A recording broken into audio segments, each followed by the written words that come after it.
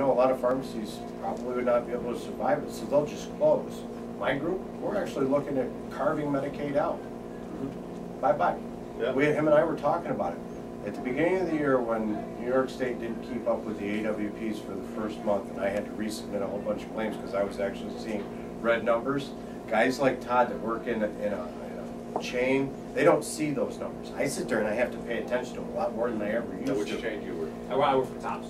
Right in the city, top line. So, you know, we talked about it. If I were to carve my pharmacy out of Fillmore and Cuba and Wellsville and just said, okay, we're going to put the signs up, we're going to not take Medicaid anymore. We threatened that back Black Monday, and it was very effective, but now there's not, you know, so I just go away.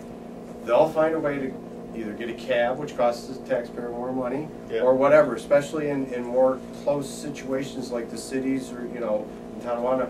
Us, yeah, maybe they might ride Allegheny County Transit, but they'll probably try and call a cab and get wherever they get their medicine, and the state will pay for it. I did my radio show just before I came up here on Medicaid, and you know, we don't have a residency program in New York State.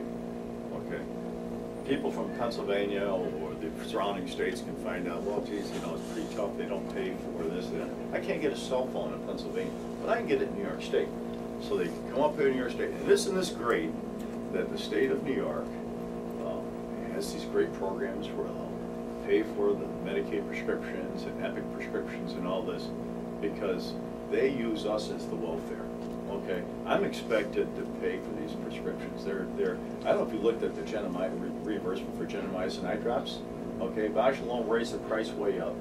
We're being reimbursed at $2 and something, and my cost is $10 and something. I mean, I'm losing $8 on every prescription. Same thing happened with Ramapro. Same thing happened with brand name drugs. Every day you fill them, you're going to turn in. You're Yeah, well, like I said, turn them away. I had an internal debate with my business partners. You know, do we turn them away? You know, they wanted to turn them away. I'm like, no, it'll get fixed.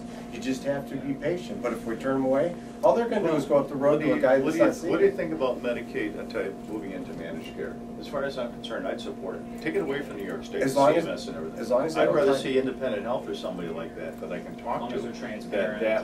That will take my call. And when I see that, I'm sorry, folks, but you're reimbursing me only $2.50 for gentamicin eye drops, when the cost has risen to $8, they'll adjust it.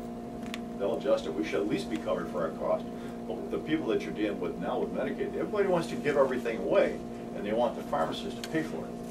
You know, I'm a firm believer in managed care. We tried to run a managed care module down in Allegheny County back 15, 20 years ago. It was almost successful, but what I'm afraid is they'll piggyback that mail order provision onto it. And they're going to send business right out of the state on their own dime. Obviously, what you need is a standalone bill that will disallow mail order, not make it mandatory. In other words, you can still have mail order, but we get to match whatever that contract is. Right. If it's AWP 20, manage 22, whatever. At least you're going to have an opportunity to bid on it like we do on other plans. As pharmacists, you need to get outside of your own little bubble. See the real world, and do things for. It's awful easy to get down in that subterranean pharmacy room in that hospital down there. I still don't wonder why. And I practice hospital pharmacy too. Why they're underground? Can't see the light of day. They kind of hide us away, you know. Or if you're behind that counter, you know, doing your counseling, not to have time to think about what's going on around you. But those things that are happening around you and happening in the halls of Albany and Washington, D.C.